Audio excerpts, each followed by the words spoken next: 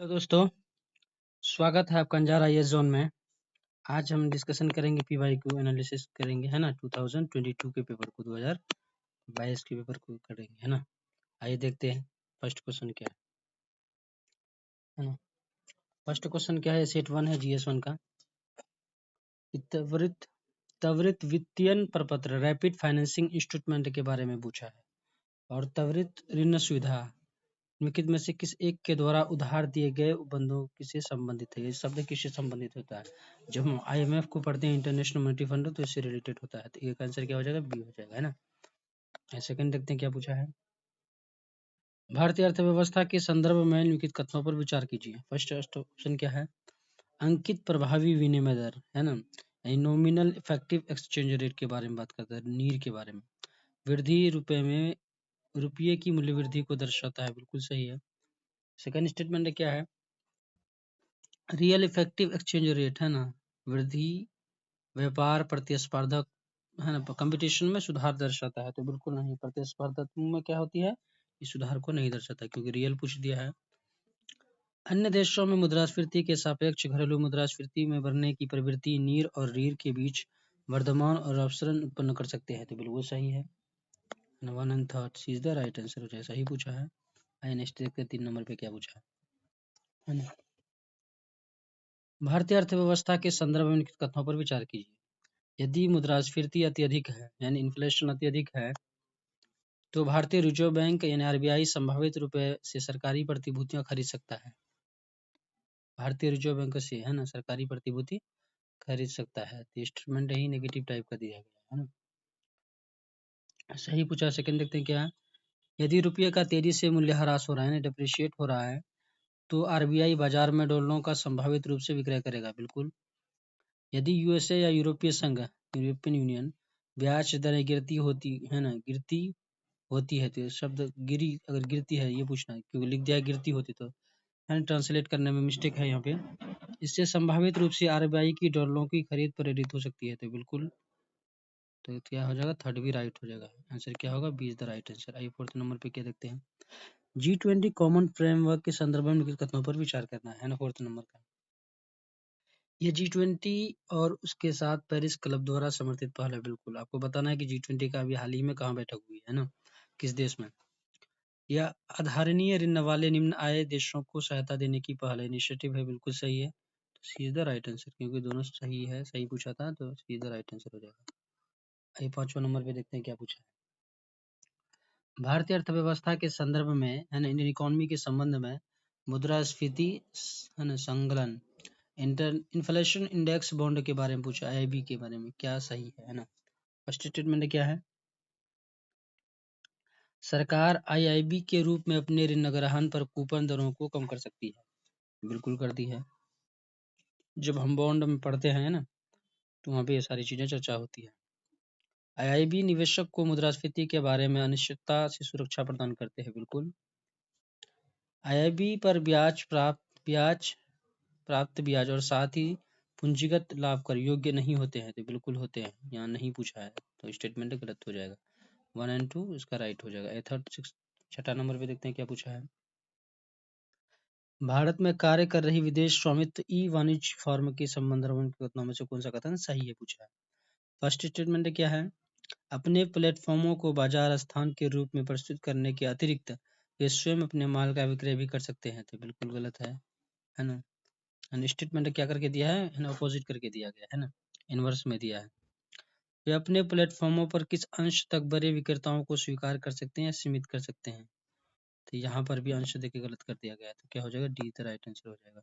आइए 7th पे देखते हैं क्या पूछा गया है। निम्नलिखित में से कौन सा, है ना, क्रियाकलाप अर्थव्यवस्था में वास्तविक क्षेत्र रियल सेक्टर का निर्माण करता है ना। फर्स्ट स्टेटमेंट क्या है, किसानों को अपनी फसलें काटना, बिल्कुल सही है। कपड़ा मिलों का कच्चे कपास को कपड़े में बदलना, बिल्कुल ये भी सही होगा, है ना। थर्ड स्टेटमेंट क्या है, किसी वाणिज्यिक बैंक यानी कॉमर्शियल बैंक किसी व्यापारिक कंपनी को धनराशि उधार देना, तो बिल्कुल ये कॉमर्शियल बैंक नहीं बल्कि क्या करेगी, RBI का काम है ना। किसी कॉरपोरेट निकाय का विदेश में रुपये अंकित मूल्य के बॉन्ड जारी करना, ये भी नहीं है। 3 एंड 4 यहाँ पे गलत है। अगर देखिए 4 को अगर एलिमिनेट अगर कर देते हैं, ये देखिए सब एलिमिनेट हो गया। 1 and 2 is the right answer. 8 number पे देखते हैं क्या पूछा है। 8th नंबर पे पूछा है क्या, भारत के संदर्भ में हाल ही में जनसंचार माध्यमों में अक्सर चर्चित अप्रत्यक्ष अंतरण, है ना, इनडायरेक्ट ट्रांसफर पूछते हैं, इसको इंग्लिश में बोलते हैं, को निम्नलिखित में से कौन सी स्थिति सर्वोत्तम रूप से, है ना, प्रतिबिंबित करता है। तो देखिए इस तरह का भी स्टेटमेंट आता है, यानी बहुत सारे सही होंगे लेकिन इसमें क्या पूछा है, सबसे सर्वोत्तम कौन सा है ना, सबसे अच्छा कौन सा प्रतिबिंब करता है। तो डी नंबर ऑप्शन को अगर देखें आप, कोई विदेशी कंपनी शेयर अंतरित करती है और ऐसे शेयर भारत में स्थित परिसंपत्तियों से अपना वस्तुगत मूल्य व्युत्पन्न करता है, डेरिवेटिव करता है। D is the right answer हो जाएगा। तो आइए देखते हैं नेक्स्ट क्वेश्चन। 9 नंबर पे देखें क्या पूछा गया है ना,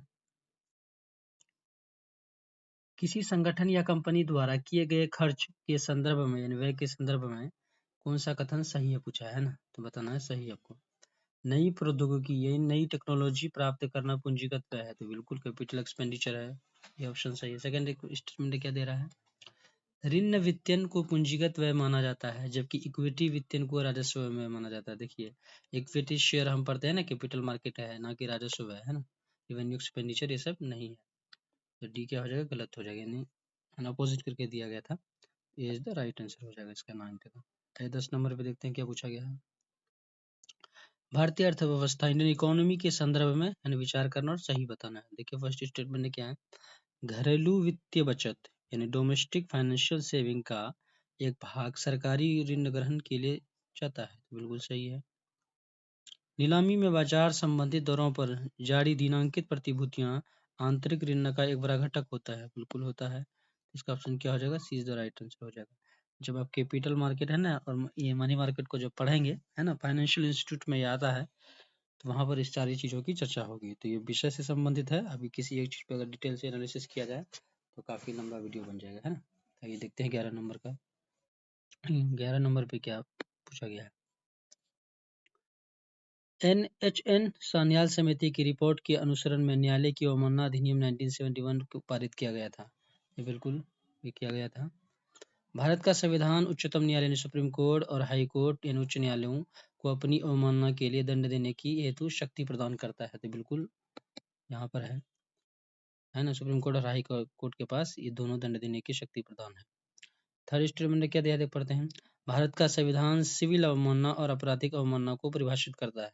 देखिए भारत का यह संविधान शब्द को, कॉन्स्टिट्यूशन शब्द को डिफाइन किया गया है, भारतीय संविधान में ऐसा कोई भी प्रावधान नहीं था, है ना, ऐसा देखना है ना। 3 क्या हो जाएगा, गलत हो जाएगा। फोर्थ क्या है, भारत में न्यायालय की अवमानना के विषय में कानून बनाने के लिए संसद में शक्ति नहीं है, बिल्कुल संसद में ये संसद के पास ही शक्ति है। तो क्या हो जाएगा 1, 2 और 4, C B is the right answer, क्योंकि सही पूछा गया था। आइए देखते हैं 12 नंबर पे क्या पूछा गया, भारत के संदर्भ में निम्नलिखित कथनों पर विचार कीजिए, है ना, तो कौन सा कथन सही पूछा है ना। आइए देखते हैं फर्स्ट स्टेटमेंट क्या है इसमें, है ना, सरकार विधि अधिकारी और विधिक फर्म अधिवक्ता के रूप में मान्यता प्राप्त है, किंतु कॉर्पोरेट वकील और पेटेंट न्यायवादी अधिवक्ता की मान्यता से बाहर रखे गए, बिल्कुल नहीं। बार काउंसिल ऑफ इंडिया में जितने भी वकील आते हैं, है ना, उसको रजिस्टर कराना होता है, तो यह न्यायवादी कॉर्पोरेट वाला अलग से कहाँ से हो जाएगा, तो क्या हो जाएगा, गलत हो गया।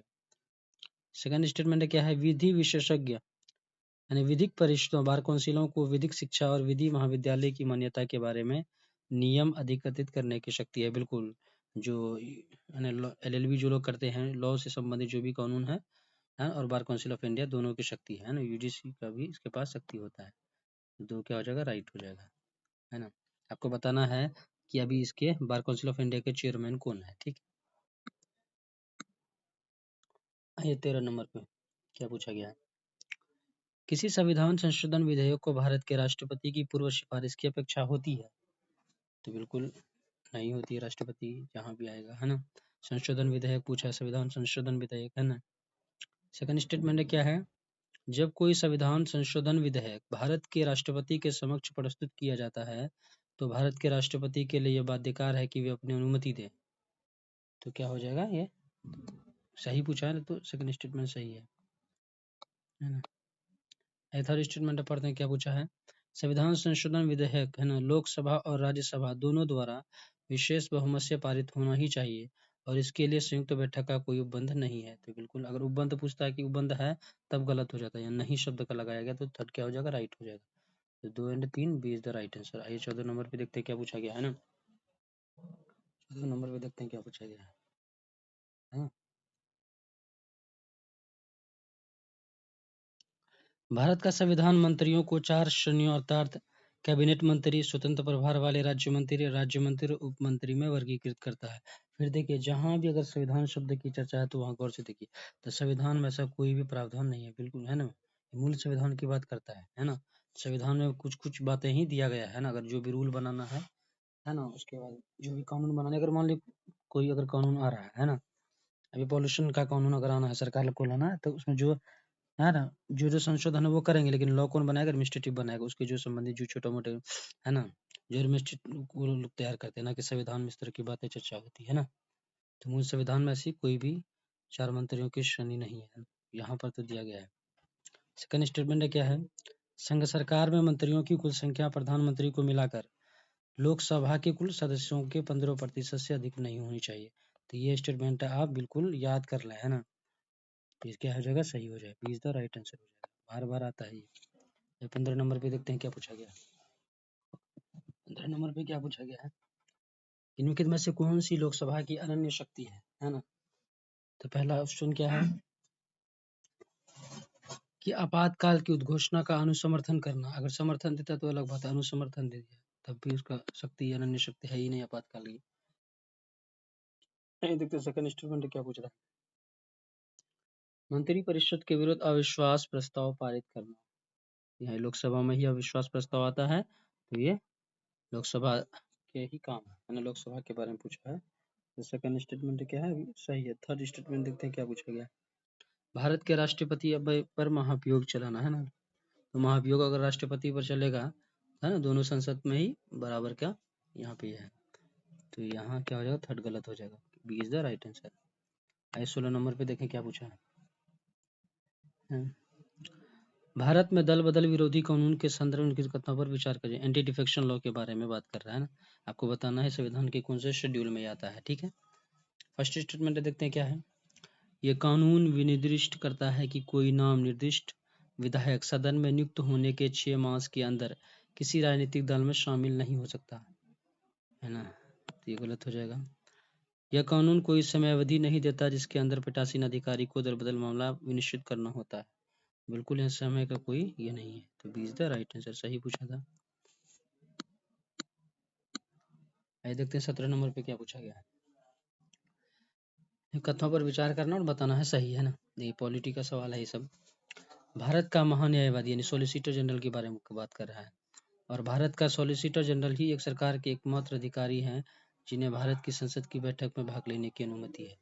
तो बताइए क्या पूछ रहा है, एकमात्र अधिकारी है, तो ये गलत शब्द हो गया क्योंकि सीएजी भी यहाँ पर भाग लेता है, तो क्या हो जाएगा, ये गलत हो जाएगा। एकमात्र शब्द का इस्तेमाल भी किया गया है और आपको बताना है कि यहाँ पे सीएजी भी तो लेता है ना, तो क्या हो जाएगा, ये गलत हो जाएगा। कॉमन सेंस भी लगा सकते थे, और एकमात्र शब्द भी एक्सट्रीम शब्द है, तो खत्म हो गया वो, है ना।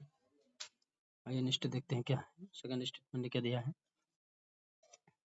भारत के संविधान के अनुसार भारत का महान्यायवादी अपना त्याग पत्र दे देता है जब वह सरकार जिसने उसको नियुक्त किया था इस्तीफा देती था। हालांकि राष्ट्रपति इसको नियुक्ति करता है, लेकिन ऐसा कोई भी प्रावधान नहीं है।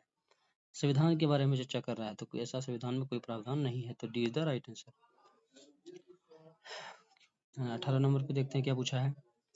भारत के न्यायालयों द्वारा जारी रीट के संदर्भ में जो रीट है आपको बताना है आर्टिकल 32 के थ्रू, है ना, सुप्रीम कोर्ट में जा सकते हैं ना, और 5 प्रकार के रीट होते हैं, तो आपको बताना है कि हाई कोर्ट में जाने के लिए, है ना, राज्य सरकार स्टेट गवर्नमेंट के थ्रू हाई कोर्ट में जाने के लिए कौन से आर्टिकल की आवश्यकता, कितने आर्टिकल में आता है, कौन सा आर्टिकल में कॉन्स्टिट्यूशन का, है ना।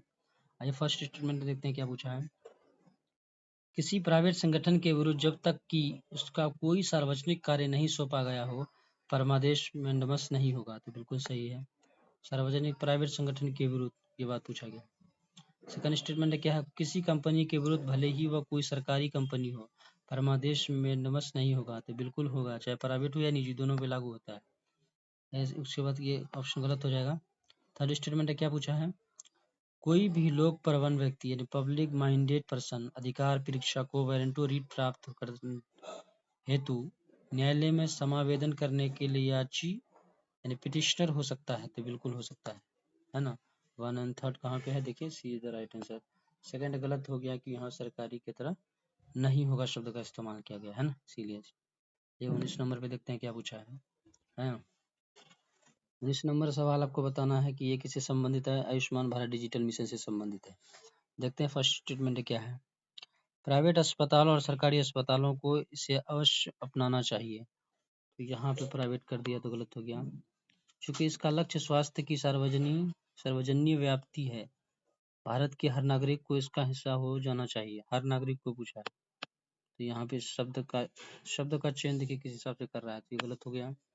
ये पूरे देश में निर्बाध रूप से लागू किया जा सकता है ना, लागू किया जा सकता है। तो थर्ड स्टेटमेंट ही इसमें सही है, तो B is the right answer हो जाएगा इसका। 20 नंबर पे देखते हैं क्या पूछा गया है ना, पॉलिटी का सवाल है ये ना। लोकसभा के उपाध्यक्ष के बारे में बात कर रहा है ना, सही बताना है ना, यहाँ पे ध्यान देना है। देखिए फर्स्ट स्टेटमेंट क्या है कि लोकसभा की कार्यपद्धति और कार्य संचालन नियमों के अनुसार उपाध्यक्ष का निर्वाचन उस तारीख को होगा जो अध्यक्ष नियत करेंगे। बिल्कुल सही है ना। देखिए उसके बाद सेकंड स्टेटमेंट क्या दे रहा है, या आज्ञापक उपबंध है जो लोकसभा के उपाध्यक्ष के रूप में किसी प्रतियोगी का निर्वाचन या तो मुख्य विपक्षी दल से या शासक दल से होगा। तो ऐसा कोई भी आज्ञापक पूछा है, आज्ञाकारी है, बाध्यकारी है, तो बिल्कुल नहीं है। थर्ड स्टेटमेंट देखते हैं क्या पूछा है। सदन की बैठक की अध्यक्षता करते समय उपाध्यक्ष की शक्ति वैसी होती है जैसे कि अध्यक्ष की, और उसके निर्णय के विरुद्ध कोई अपील नहीं हो सकती। बिल्कुल ये सही रूल है। और तो क्या पूछा है, उपाध्यक्ष की नियुक्ति के बारे में सुस्थापित संसदीय पद्धति या प्रस्ताव अध्यक्ष द्वारा रखा जाता है और प्रधानमंत्री द्वारा विधिवत समर्थित होता है। तो प्रधानमंत्री द्वारा नहीं होता, तो गलत हो गया। तो 1 और 3 कहाँ पे, ए इज द राइट आंसर हो जाएगा इसका। आइए 21 पे देखते हैं क्या पूछा गया है ना।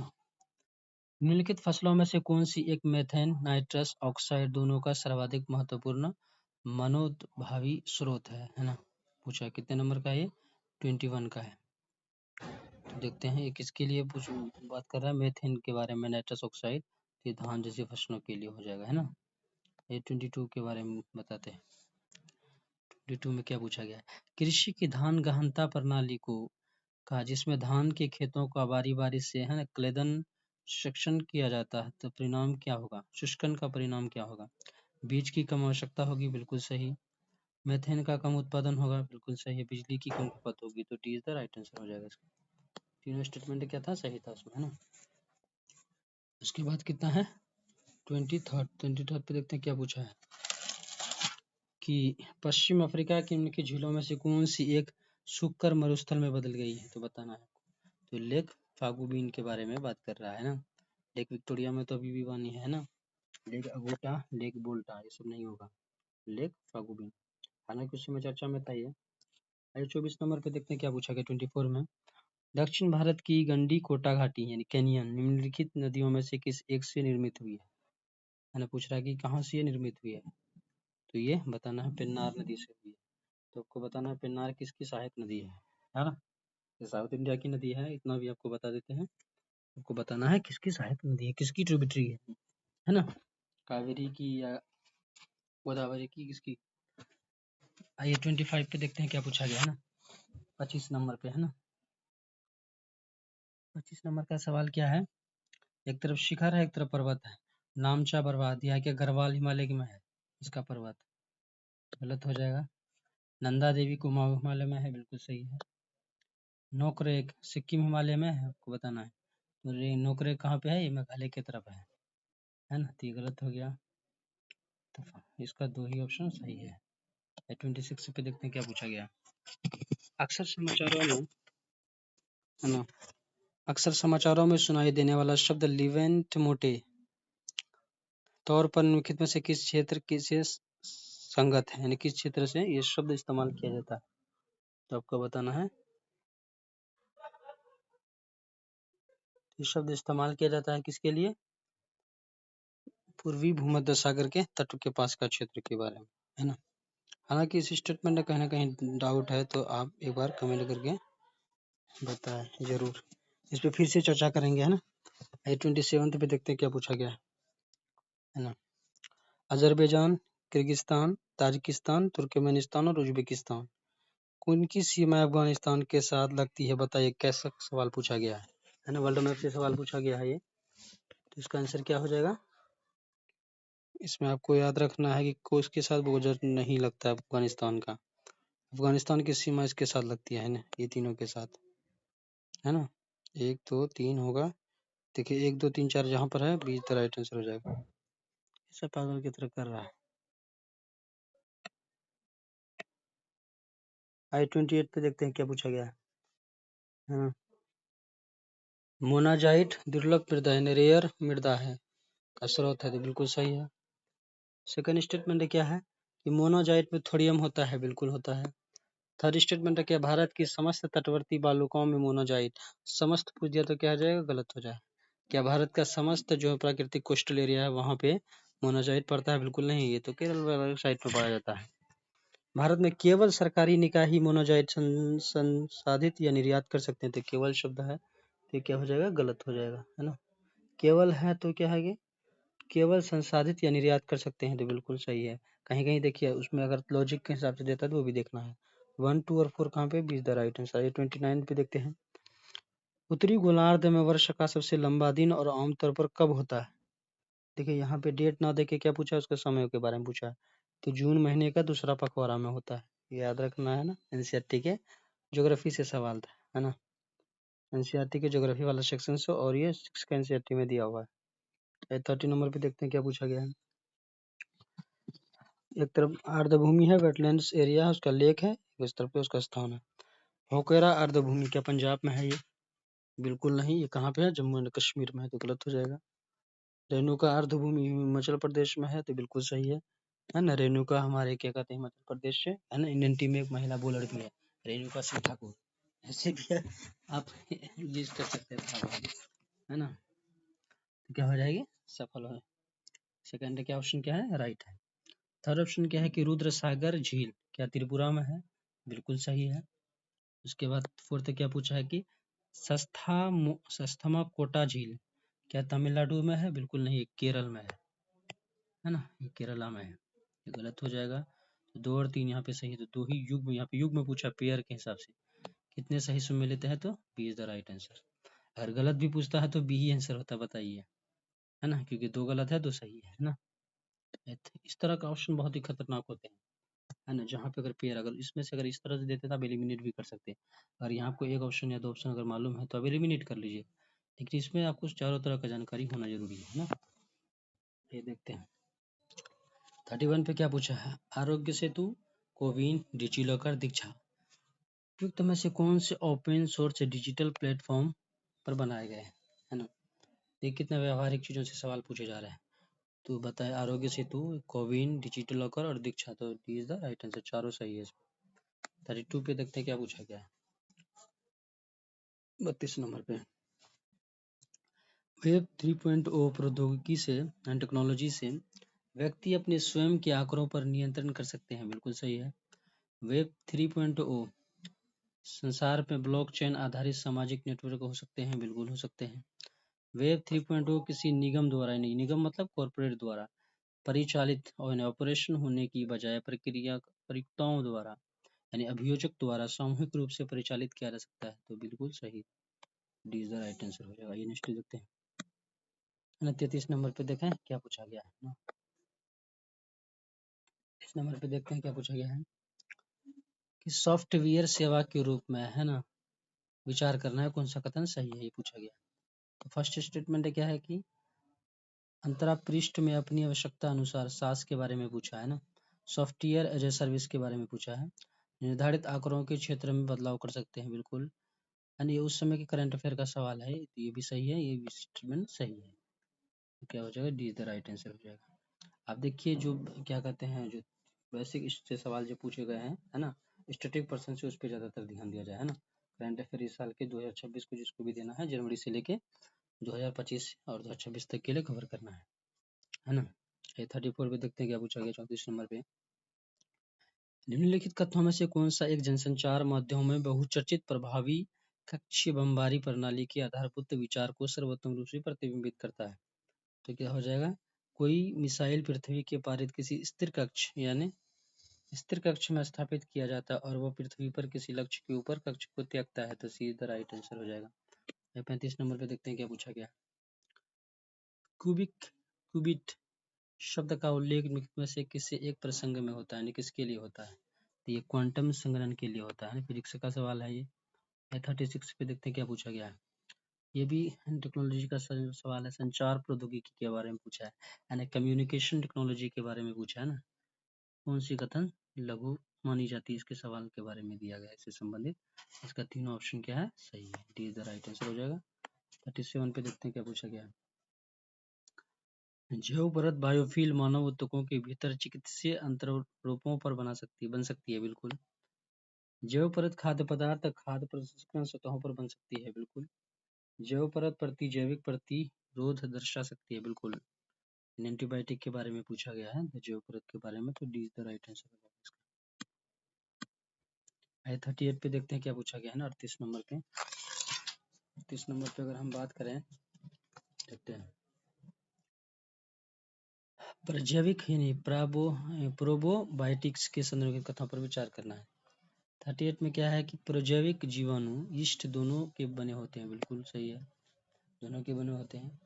फिर क्या कहता है कि नेचुरल रूप में हमारी आहार नली में नहीं पाए जाते हैं, आहार नली में पाए जाते हैं, तो गलत हो गया। प्रजैविक दुग्ध शर्कराओं के पाचन में सहायक है, तो बिल्कुल 1 and 3 see the right answer. आइए 39 पे देखते हैं। कोविड-19 महामारी को रोकने के लिए नहीं, यानी कोविड-19 जो पेंडेमिक आया को रोकने के लिए बनाई जा रही वैक्सीन के प्रसंग में विचार करना है ना। क्या पूछ रहा है, नमक कोविड वैक्सीन यानी कोविशील्ड और भारत सीरम संस्थान, तो ये गलत हो जाएगा। स्पुतनिक वी वैक्सीन रोगवाहक आधारित प्लेटफॉर्म का प्रयोग कारण बन गई है, बिल्कुल सही है। कोवैक्सीन एक निष्क्रिय रोगजनक आधारित वैक्सीन है, तो थर्ड क्या है, राइट है। तो क्या हो जाएगा, 2 और 3 B is the right answer. आइए 40 नंबर पे देखते हैं क्या पूछा है। यदि कोई मुख्य और तूफान पृथ्वी पर पहुंचता है तो पृथ्वी निकट में से कौन सा संभव प्रभाव होंगे, है ना। 41 पे पूछा गया है, कौन सा कथन सही है, इसमें क्या पूछा है, देखते हैं जरा कौन सा कथन सही है। सही होगा सबको क्या करना है, सही बताना। प्रयोग के बारे में पूछा है, ये क्या है, इसका ऑप्शन 1 3 4 यानी इसमें सिर्फ 2 गलत है, और 2 को दूसरे क्या पूछा, विषुवतीय क्षेत्रों में सुनामियां आ सकती है। यदि कोई मुख्य तूफान सौर प्रज्वाल पृथ्वी पर पहुंचता है तो पृथ्वी पर निकलने से कौन सा संभव प्रभाव होंगे, जीपीएस नेविगेशन प्रणालियों में विफल हो सकती है, तो बिल्कुल।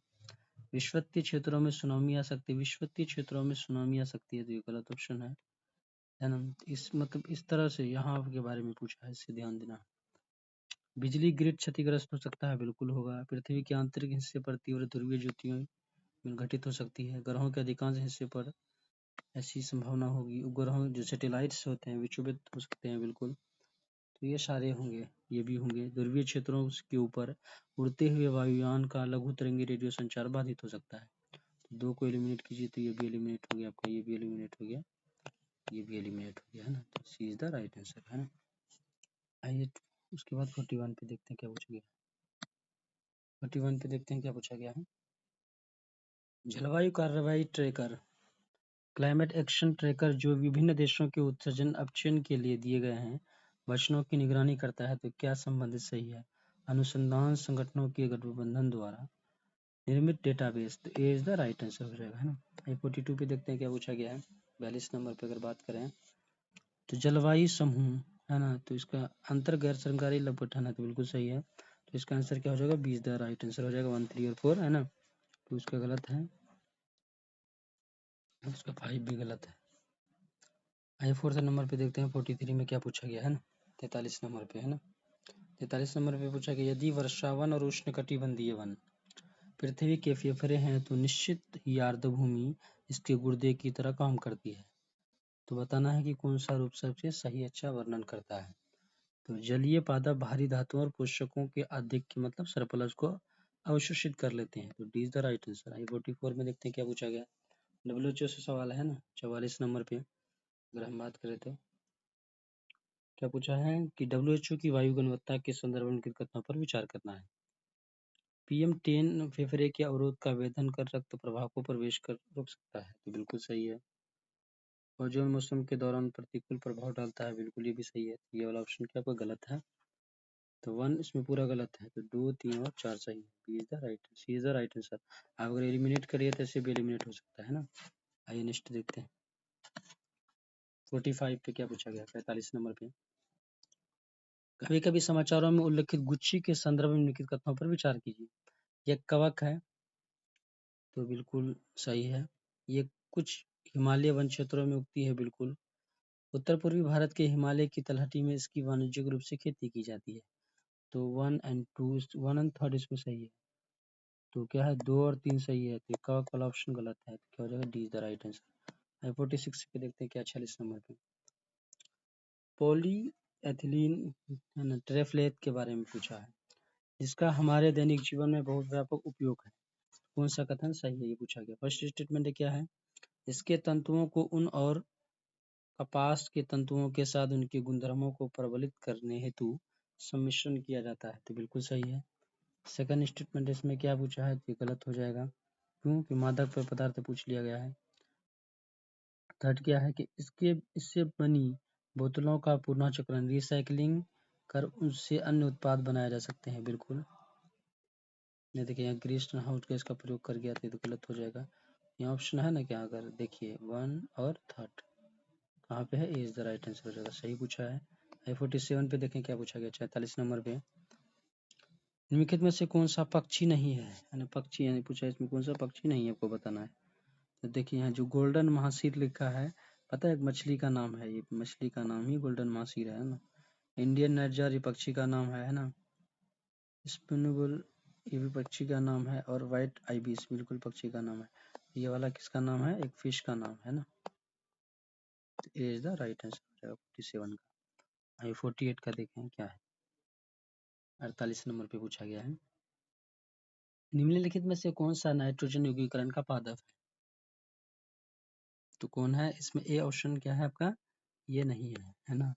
और ए को एलिमिनेट कीजिए तो ये देखिए, ये भी एलिमिनेट, ये भी eliminate, C is the right answer हो जाएगा इसका, है ना। 49 पे देखें क्या पूछा गया है ना। 49 नंबर पे,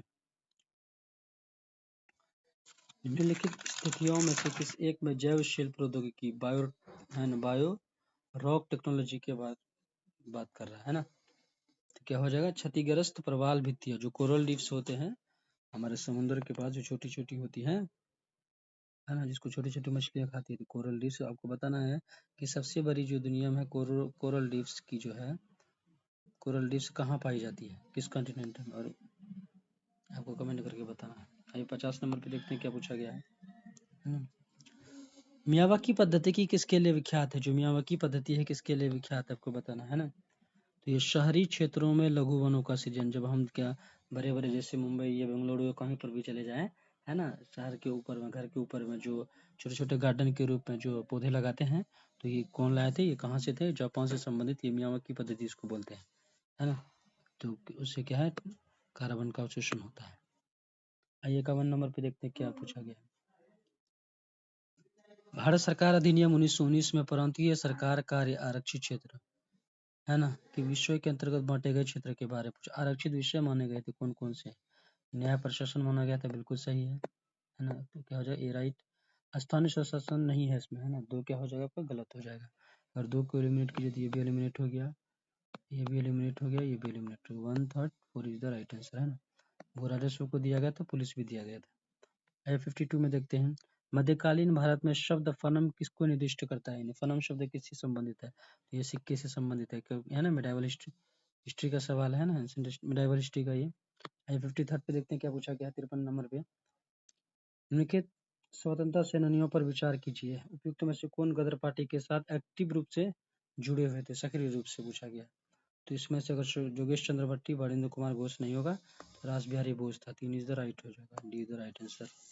54 पे देखते हैं क्या, 54 नंबर पे, है ना। क्रिप्स मिशन प्रस्ताव के बारे में आपको बताना है, क्रिप्स मिशन कब आया था, ये 1942 में आया था ना। इसमें 3 सदस्य थे, उस तीनों सदस्यों के नाम आपको बताना है कमेंट में करके, ठीक है। संविधान सभा में प्रांतीय विधानसभाओं और साथ ही भारतीय रियासतों द्वारा नामित सदस्य था? तो बिल्कुल भी नहीं। नया संविधान स्वीकार करने के लिए जो भी प्रांत तैयार नहीं होगा, उसे यह अधिकार होगा कि अपनी भावी स्थिति के बारे में ब्रिटेन के साथ अलग संधि पर हस्ताक्षर करें। तो ऐसा स्टेटमेंट इसमें था, B is the right answer हो जाएगा। 55 नंबर पे देखते हैं क्या पूछा है ना। भारतीय इतिहास के संदर्भ में निम्नलिखित मूल ग्रंथों पर विचार कीजिए। नीति प्रकरण, परिशिष्ट पर्वन, अवदानाष्टमक, त्रिशिष्ट लक्ष्मण, महापुराण। तो पूछा है इनमें से कौन से जैन ग्रंथ है, ना कि बौद्ध ग्रंथ। आपका परिशिष्ट पर्वन कौन सा ग्रंथ है? ये जैन ग्रंथ है। त्रिशिष्ट महापुराण ये भी जैन ग्रंथ है। तो इसका आंसर क्या हो जाएगा?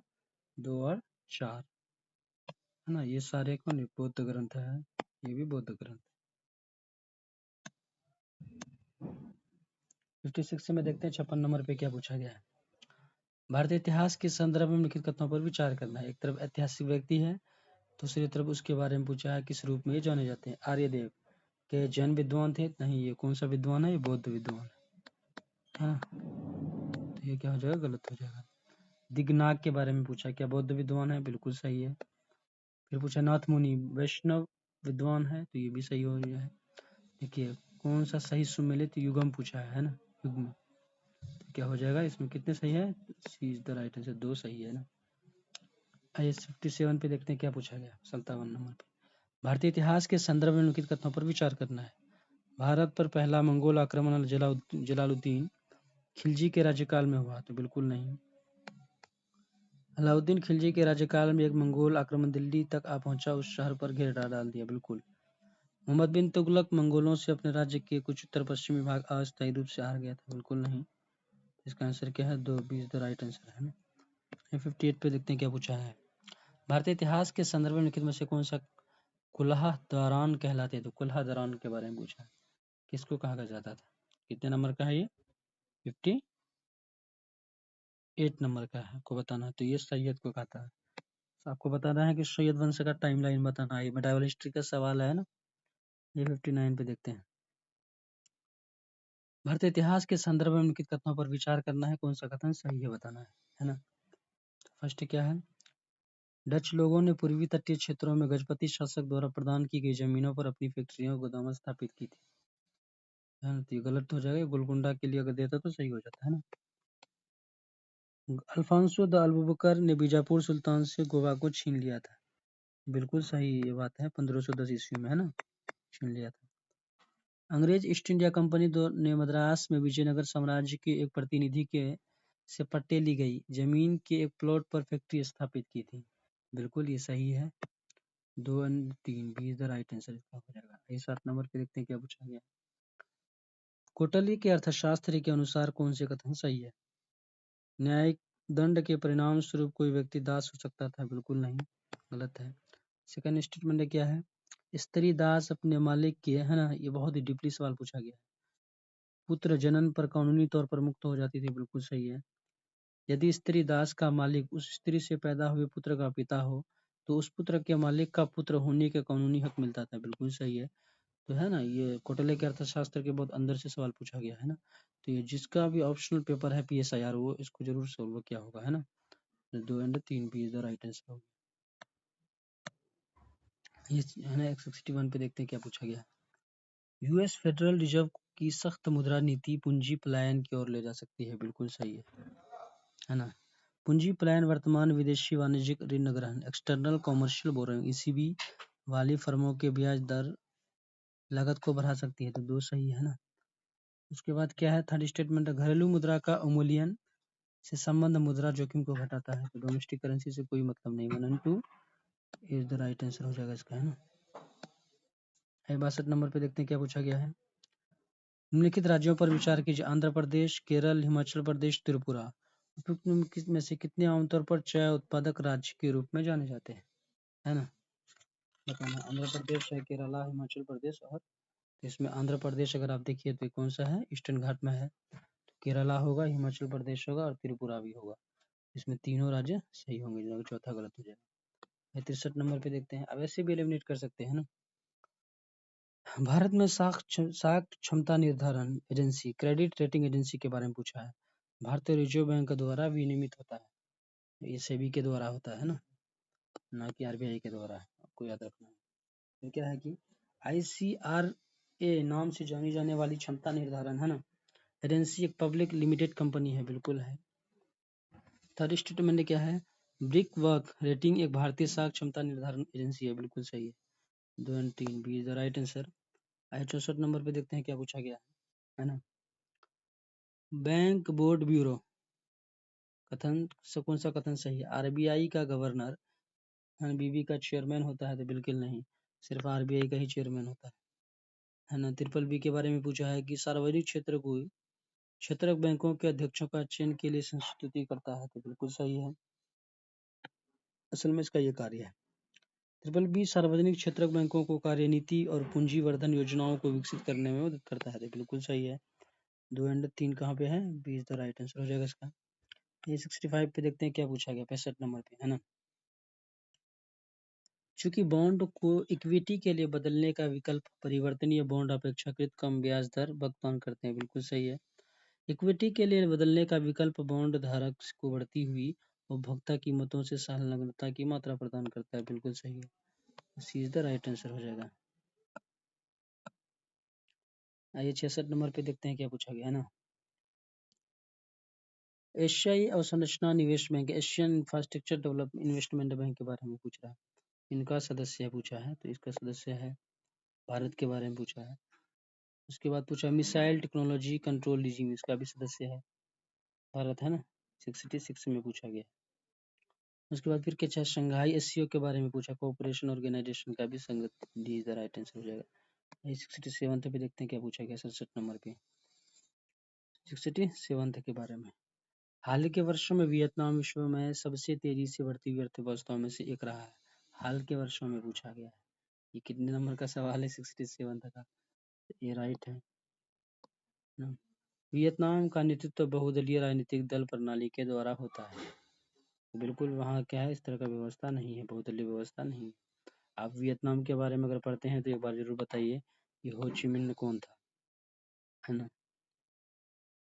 वियतनाम का आर्थिक विकास विश्वव्यापी पूर्ति श्रृंखलाओं के साथ है ना, विश्वव्यापी सप्लाई चेन के बारे में बता रहे हैं कि एक एकीकरण निर्यात मुख्य है, बिल्कुल सही है।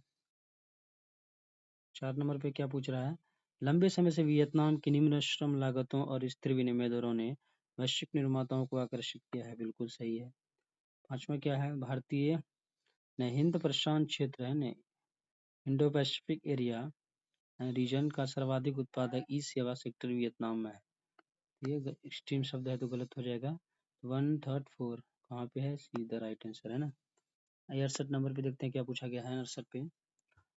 भारत में निम्नलिखित में से कौन मुद्रास्फीति को नियंत्रित कर कीमत स्थिरता बनाए रखने के लिए उत्तरदायी है? तो ये आरबीआई का क्या है, मेन उद्देश्य है, तो इसको भी वैसे पढ़िए। आरबीआई का ऑब्जेक्टिव्स क्या होता है, तो क्या हो जाएगा? D is the right answer. 69 पे देखते हैं क्या पूछा गया है। नॉन फंजिबल टोकन्स के बारे में पूछा है ना। वे भौतिक परिसंपत्ति के अंक के निरूपण को स्वीकार करती है, डिजिटल रिप्रेजेंटेशन को, बिल्कुल सही है। वे अनन्य क्रिप्टोग्राफिक टोकन्स है जो किसी ब्लॉकचेन में विद्यमान होता है, बिल्कुल सही है। थर्ड स्टेटमेंट क्या, उनका तुल्यता पर व्यापार या विनिमय किया जा सकता है, इसलिए उनका वाणिज्यिक लेन देन के माध्यम से रूप में इस्तेमाल किया जा सकता है। तो थर्ड क्या है? गलत है। 1 और 2 is the right answer. 70 number पे देखते हैं क्या पूछा, एक तरफ जलाशय एक तरफ राज्य पूछा है ना, आपको बताना है। तो घाट प्रभा, ये कौन सी पूछा है? घाट प्रभा है ना। उसके बाद राज्य पूछा है, तेलंगाना में है क्या? बिल्कुल नहीं। घाट प्रभा कहाँ पे है? ये महाराष्ट्र में है ना, ना कि तेलंगाना में। गांधी सागर मध्य प्रदेश में है, तो बिल्कुल सही है। सेकंड स्टेप फर्स्ट गया, सेकंड गलत, सही है। थर्ड क्या है? इंदिरा सागर है ना, ये नर्मदा नदी के पास, आपको बताना है। ये कहाँ पे है? आंध्र प्रदेश में नहीं बल्कि यहीं पर है, एमपी में ही है। थर्ड गलत हो गया। मैथोन छत्तीसगढ़ में है क्या? नहीं, बिल्कुल ये झारखंड में है।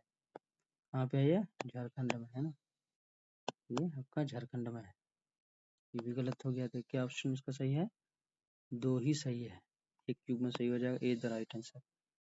आइए नेक्स्ट देखते हैं कितना, 71 पे क्या पूछा गया है ना। 71 नंबर पे, भारत में निम्नलिखित में से कौन सा है ना उन फैक्ट्रियों में जिनमें कामगार नियुक्त हैं औद्योगिक विवाद समापन चटनी कामबंदी के विषय में सूचनाओं को संकलित करता है। तो आंसर क्या हो जाएगा इसका? ये श्रम ब्यूरो का काम है ना। यहाँ पे ऑप्शन भी दिया था, इसे भी सॉल्व कर सकते हैं। I-72 पे देखते हैं क्या पूछा गया 72 नंबर पे। भारत में कोयला नियंत्रक संगठन कोल कंट्रोलर ऑर्गेनाइजेशन क्या भूमिका है ना। कोल भारत सरकार का कोयला सांख्यिकी का प्रमुख स्रोत है, बिल्कुल। सेकंड भी सही है, प्रतिगामी मॉनिटर करता है। थर्ड भी सही है। फोर्थ इसमें क्या हो जाएगा आपका? गलत हो जाएगा। 1 and 2 third is the right answer हो जाएगा इसका। I-73 पे देखते हैं क्या पूछा गया हमने 73 नंबर पे कि यदि किसी विशिष्ट क्षेत्र को भारत के संविधान की 5वीं अनुसूची के शेड्यूल के अधीन लाया जाए तो निम्नलिखित में से कौन से इसके परिणाम हो सकते हैं सर्वोत्तम रूप से। इससे जनजातीय लोगों की जमीन गैर जनजातीय लोगों के अंतरित करने पर रोक लगेगी। तो ये क्या हो जाएगा? राइट हो जाएगा। आइए 74 पे देखते हैं क्या पूछा गया है ना। 74 नंबर पे भारत में स्वच्छता गठबंधन धार्मिक स्वच्छता को समर्थित करने वाला प्लेटफॉर्म है। भारत सरकार तथा विश्व स्वास्थ्य संगठन द्वारा वित्त पोषण होता है। तो कहीं ना कहीं ये क्या है? इसका गलत है। राष्ट्रीय नगर कार्य संस्थान भारत में सरकार में आवासन एवं शहरी कार्य मंत्रालय की संस्थान है। चुनौती समाधान करने के नवप्रवर्तक उपलब्ध कराता है। तो B is the right answer. इसका सी दोनों ऑप्शन सही है। I-75 पे देखते हैं क्या पूछा गया है 75 नंबर पे। निम्नलिखित में से कौन सा एक पर्यावरण अधिनियम 1986 के अधीन गठित किया गया है? 75 नंबर पे आपको बताना है। तो ये केंद्रीय भूजल प्राधिकरण की बात करता है ना। I-76 पे देखते हैं 76 नंबर पे क्या पूछा गया है ना। तो देखते हैं जरा। संयुक्त राष्ट्र परतीय समिति यूनाइटेड नेशन क्रेडेंशियल कमेटी के बारे में पूछ रहा है। तो इसका थर्ड स्टेटमेंट ही सही है ना। यह महासभा अनुमोदन हेतु रिपोर्ट प्रस्तुत करने से पूर्व यूएन सदस्यों की प्रतियों का आकलन करती है। तो क्या हो जाएगा? Third is the right answer. I-77 पे देखते हैं क्या पूछा गया 77 नंबर पे है ना। निम्नलिखित में से कौन एक कथन ध्रुवीय कोट पोलर कोट को सर्वोत्तम वर्णन करता है? ये किसको करता है? ध्रुवीय जलराशि में परिचालन कर रहे जहाजों के लिए सुरक्षा अंतर्राष्ट्रीय कोड है। इज द राइट हो जाएगा। I-78 पे देखते हैं क्या पूछा गया 78 नंबर पे। संयुक्त राष्ट्र महासभा के संदर्भ में निम्नलिखित कथनों पर विचार करना है। कौन सा कथन सही है? यूएन महासभा गैर सदस्य राज्यों को प्रक्षेपित स्थिति प्रदान करता है। बिल्कुल सही है। अंतः सरकारी संगठन यूएन महासभा के प्रेक्षक स्थिति पाने का प्रयत्न करता है। बिल्कुल सही है। थर्ड क्या है? यूएन महासभा में अस्थायी प्रेक्षक यूएन मुख्यालय में मिशन बनाए रखे जा सकते हैं। तो बिल्कुल सही है। D is the right answer. I-79 पे देखते हैं क्या पूछा गया है ना। चाय बोर्ड संवैधानिक निकाय है। बिल्कुल स्टैट्यूटरी बॉडी है, ये सही है। इस बोर्ड के दुबई और मॉस्को में विदेशी कार्यालय है। तो बिल्कुल 1 एंड 4 क्या हो जाएगा? इसका राइट हो जाएगा। D is the right answer. I-80 number पे देखते हैं क्या पूछा गया है ना। निम्नलिखित में से कौन सा ग्रीन वॉशिंग शब्द का सर्वोत्तम रूप से वर्णन करता है ना। तो क्या है? मिथ्या रूप से यह प्रभाव व्यक्त करना कि कंपनी के उत्पाद परिस्थिति के अनुकूल इको फ्रेंडली और पर्यावरणीय रूप से उपयुक्त होते हैं। ये इज द राइट आंसर हो जाएगा इसका। I-81 पे देखते हैं क्या पूछा गया है ना। कौन सा कथन सही है ना। तो देखिए तापमान के बारे में पूछा, ज्योग्राफी का सवाल है। इसका D is the right answer. कोई भी कथन मेघ स्वर्णत विक्रम परिवर्तन करता भूपृष्ठ में बिल्कुल गलत है। ये भी गलत है ना। I-82 पे देखते हैं क्या पूछा गया 82 नंबर पे। उत्तर पश्चिमी केन्या में बीरी बीरी बीरी एक बृहद शरणार्थी बस्ती है। दक्षिण सूडान गृह युद्ध से पलायन के लिए कुछ हद तक लोग बीरी में रहते हैं। दक्षिण सूडान के बारे में बात कर रहा है ना। तो इसका आंसर क्या है? 2 एंड 3 क्या इसका सही है ना। ये गलत है। I-83 पे देखते हैं क्या पूछा गया है ना। कौन से तुर्की राज्यों के संगठन के सदस्य पूछा? Armenia, Azerbaijan, Croatia, Romania, Uzbekistan. तो आपको बताना है कौन सा इसका ऑप्शन सही होता है। ए ऑप्शन इसका सही है ना। आइए 84 पे देखते हैं क्या पूछा गया है 84 नंबर पे। गुजरात भारत का विशालतम सौर पार्क है नहीं, बल्कि राजस्थान होगा। कॉमन सेंस से भी लगा सकते हैं। सेकंड स्टेटमेंट क्या है? केरल में पूर्णतः सौर शक्तिकृत अंतर्राष्ट्रीय हवाई अड्डा है। बिल्कुल सही है ना। सेकंड थर्ड क्या है कि गोवा में भारत की विशालतम तैरती हुई सौर प्रकाश वोल्टीय परियोजना है। तो क्या है? 3 क्या है? गलत। आंसर क्या हो जाएगा? 20 द राइट आंसर हो जाएगा है ना। 85 पे देखते हैं क्या पूछा गया है। तो इसका ऑप्शन क्या हो जाएगा? अनन्य आर्थिक क्षेत्र का विस्तार या उस आधार रेखा से दूसरे समुद्री मील से अधिक नहीं होगा जहाँ से प्रादेशिक समुद्र की चौड़ाई मापी जाती है। अधिक नहीं होगा। तो थर्ड स्टेटमेंट भी सही है। सभी राज्यों के चाहे वह तटीय हो या भू आबद्ध जहाजों के प्रादेशिक समुद्र से होकर बिना रोक टोक यात्रा का अधिकार होता है। बिल्कुल राज्यों का होगा ना। सभी राज्यों से तो का है, गलत हो गया। दो स्टेटमेंट गलत है। ये भी गलत, ये भी गलत, ये भी गलत है। सी द राइट आंसर हो जाएगा, है ना। देखते हैं 86 में क्या पूछा गया है। 86 नंबर पे, है ना। 86 नंबर पे पूछा गया है, कौन सा कभी कभी समाचारों में उस चेकांकू द्वीप को सर्वोत्तम रूप से वर्णन करता है ना। आपको बताना है। तो इसका आंसर कहीं ना कहीं हमको लगता है क्या, ये B is the right answer होगा। लेकिन इसमें डाउट है तो आपको कमेंट करके बताना है ना, इस ऑप्शन को। और हम इस पे फिर से विस्तार से देखेंगे। IIT 7 की बात करें तो क्या पूछा गया है ना, 87 नंबर पे, है ना। एक तरफ देश है, एक तरफ समाचारों में होने वाला शब्द चार्ट। चीन द्वारा स्थायी सैन्य बस बेस की स्थापना है तो गलत है। गिनी सेना द्वारा संविधान और सरकार का निलंबन। लेबनान गंभीर लंबे समय से आर्थिक मंदी। ट्यूनेशिया राष्ट्रपति का संसद का निलंबन। तो बताना है इसमें से कौन सा ऑप्शन सही है ना। IIT 8 पे देखते हैं क्या पूछा गया है ना, 88 नंबर पे, है ना। 88 नंबर पे क्या पूछा गया, 88 नंबर ही है ना। आइए देखते हैं। अंतोलिया तुर्की में है तो बिल्कुल सही हो जाएगा। अम्हारा इथोपिया में है। काबलो ये सब पूछा है। कैटालोनिया, कैटालोनिया बिल्कुल इटली में है ना। कैटालोनिया तो स्पेन में है ना, ना कि इटली में। इस तरह से सवाल पूछा गया, इसमें बी ऑप्शन सही है इसका। 89 पे अगर हम देखें, और 89 की अगर हम बात करें, देखते हैं क्या पूछा गया है। वन्यजीव एकमात्र सरकार की संपत्ति है, ये बात पूछा गया है। 89 पे तो बिल्कुल सही है।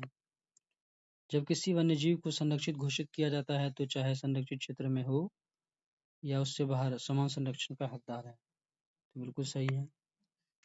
किसी संरक्षित क्षेत्र वन्य जीव के मानव जीवन के लिए खतरा बन जाने की आशंका उस जीव को पकड़ने या मार दिए जाने को पर्याप्त आधार है। तो गलत है। तो 1 and 2 is the right answer हो जाएगा इसका। 90 नंबर पे देखते हैं क्या पूछा गया है ना। निम्नलिखित में से किस एक जीव को कुछ प्रजातियां कवकों के कृषकों के रूप में जानी जाती है ना।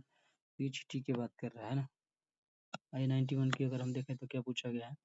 एक तरफ अशोक के शिलालेख का स्थान, एक तरफ राज्य पूछा। क्या धौली उड़ीसा में है। आपको बताना है धौली किसके लिए फेमस है, या हाथी अभिलेख के बारे में। सही ऑप्शन है। एरुगुडी आंध्र प्रदेश में, एरागुडी तो बिल्कुल ये सही है। जोगर मध्य प्रदेश में है तो ये उड़ीसा में है। कहाँ पे ये, उड़ीसा। थर्ड गलत हो जाएगा। कालसी कर्नाटक में है तो नहीं, ये उत्तराखंड में है। कहाँ पे है, उत्तराखंड में। तो फोर्थ भी गलत। इसका आंसर क्या हो जाएगा, B is the right answer. ये 92 पे देखते हैं क्या बात पूछा गया है ना। 92 की बात की, एक तरफ है नातरुक राजा, एक तरफ राजवंश के बारे में पूछा। तो बिल्कुल फर्स्ट सही है। चंदेल से पूछा है। जय शक्ति परमार से है तो आपको जय शक्ति के बारे में मालूम हो, गलत है। यादव नागभर द्वितीय बिल्कुल सही है ना। गुर्जर प्रतिहार से है। भोज राष्ट्रकूट से है क्या, गलत है। तो क्या इसका आंसर हो जाएगा B is the right answer, क्योंकि 2 युग मिल रहा है। गलत भी पूछता तो 2 हो जाता है। 93 पे देखें तो क्या पूछा गया है। 93 पे, प्राचीन दक्षिण भारत में संगम साहित्य के बारे में लिखित कथनों में से कौन सा कथन सही है। सही पूछा है ना, तो आपको बताना है। तो वर्ण एक सामाजिक वर्गीकरण संगम कवियों का ज्ञात था। B is the right answer हो जाएगा। I94 पे देखें, किसके राज्यकाल में योग वशिष्ठी का निजामुद्दीन पानीपत द्वारा फारसी में अनुवाद किया गया था। 90 कितने नंबर का है, 4 के बारे में पूछा गया है। तो क्या हो जाएगा, अकबर की बात कर रहे हैं। I95 में देखें क्या पूछा गया है। हाल ही में हैदराबाद में भारत के प्रधानमंत्री द्वारा रामानुज का आसन मुद्रा में विश्व की तीसरी सबसे ऊंची मूर्ति का उद्घाटन किया गया। पूछना है कि कौन सा कथन इसमें से सही है, पूछा गया। तो ये मोक्ष प्राप्ति का सर्वोत्तम साधन भक्ति है ना, भक्ति परंपरा से था ये लोग। I96 पे देखते हैं क्या पूछा गया है। हाल ही में प्रधानमंत्री ने वेरावल में सोमनाथ मंदिर के निकट किए नए मार्केट हाउस का उद्घाटन किया। सोमनाथ मंदिर के बारे में बताना है। सोमनाथ मंदिर ज्योतिर्लिंग देव मंदिरों में से एक है। बिल्कुल 12 ज्योतिर्लिंग देव मंदिर है। मंदिर जितने हैं वो शामिल है इसमें, है ना। ये भी शामिल है ना। अलबरूनी ने सोमनाथ मंदिर का वर्णन किया है। बिल्कुल किया है। सोमनाथ मंदिर की प्राण प्रतिष्ठा राष्ट्रपति राधा कृष्णन द्वारा की गई। बिल्कुल नहीं, डॉक्टर राजेंद्र प्रसाद के द्वारा। किसके, डॉक्टर राजेंद्र प्रसाद के द्वारा किया गया। थर्ड क्या हो जाएगा, गलत हो जाएगा। 1 and 2 is the right answer. देखते 97 पे क्या पूछा गया है। 98 निम्नलिखित में से कौन सा एक मनुष्य शरीर में बी कोशिका और टी कोशिकाओं की भूमिका का सर्वोत्तम वर्णन करता है? तो फर्स्ट गलत हो जाएगा। 97 पूछा है ना, तो क्या है, वे शरीर और रोग जनों द्वारा होने वाले रोगों को बचाता है। D is the right. 98 पे देखते हैं क्या पूछा गया है। परासूक्ष्म कण नैनो पार्टिकल्स मानव निर्मित होने के सिवाय प्रकृति में अस्तित्व में नहीं है, तो क्या हो जाएगा, गलत हो जाएगा। कुछ धात्विक ऑक्साइड का परासूक्ष्म कण प्रसाधन सामग्री के निर्माण के काम आता है, बिल्कुल सही है। कुछ वाणिज्यिक उत्पादकों के परासूक्ष्म कण जो पर्यावरण में आ जाते हैं मनुष्यों के लिए असुरक्षित है, बिल्कुल सही है। तो 2 और 3 कहाँ पे है, D is the right answer हो जाएगा। 99 पे देखते हैं क्या पूछा गया है। 99 पे तो डीएनए बारकोडिंग किसका साधन हो सकता है, पूछा गया है ना। आइए देखते हैं फर्स्ट स्टेटमेंट। किसी पादप या पुरानी आयु का आकलन करने के लिए, तो पादप दे दिया है तो गलत हो जाएगा। समान दिखाने वाली प्रजातियों के बीच भिन्नता जानने के लिए, बिल्कुल सही है। तब ना जेनेटिक्स को हम पढ़ते हैं, जीन को। प्रसंस्कृत खाद्य पदार्थ यानी प्रोसेसिंग फूड, जो प्रोडक्ट है फूड प्रोसेसिंग के बारे में। अवांछित प्राणी या पादप सामग्री को पहचानने के लिए, बिल्कुल। तो डी इसका भी राइट आंसर हो जाएगा। आई 100 कितने नंबर का था, 98 का। 99 इसका भी 99 के बारे में हो गया। अब 100 नंबर पे देखते हैं क्या पूछा गया। 100 नंबर पे वातावरण में उपयुक्त किसकी या किनकी अधिकता होने से अम्ल वर्षा होती है, यह बारे में पूछा गया है। तो नाइट्रोजन ऑक्साइड से होती है, ना कि कार्बन मोनोऑक्साइड से, है ना। उसके बाद क्या पूछा है कि ओजोन, बिल्कुल ओजोन से। सल्फर डाइऑक्साइड नहीं हुआ इसमें। 2 और 3 कहाँ पे है, 2 और 4 होना चाहिए, ना कि ओजोन से होना चाहिए, सल्फर डाइऑक्साइड से। तो 20 द राइट आंसर हो जाएगा इसका, है ना। तो मिलते हैं दोस्तों नेक्स्ट वीडियो में 2023 के पेपर से लेके, ये कौन सा पेपर था, है ना, यूपीएससी, है ना। हम पीवाईक्यू एनालिसिस कर रहे थे 2022 के पेपर को, है ना। अब इसके बाद हम एनालिसिस करेंगे, है ना, 2023 के पेपर को लेके, है ना। अगर कहीं भी क्वेश्चन में डाउट है ना, तो आप कमेंट ज़रूर करें, फिर से उस वीडियो पे ध्यान दिया जाएगा। मिलते हैं नेक्स्ट वीडियो में, जब तक के लिए एंजॉय कीजिए।